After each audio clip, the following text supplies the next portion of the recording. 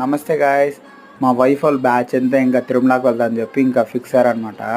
ఇంకా వీళ్ళన్నీ only ladies అనమాట. దాని తర్వాత ఇంకా 2 o'clock అయితే ఇంకా టోకెన్ కట్టించుకుందాం అని చెప్పి ఫిక్స్ అయ్యారనమాట. ఇంకా టోకెన్ కట్టించుకున్న తర్వాత ఇంకా నేనైతే సడన్గా వాళ్ళకి టోకెన్ వేసుకునేటప్పుడే నేను కూడా కట్టించుకున్నాను అనమాట.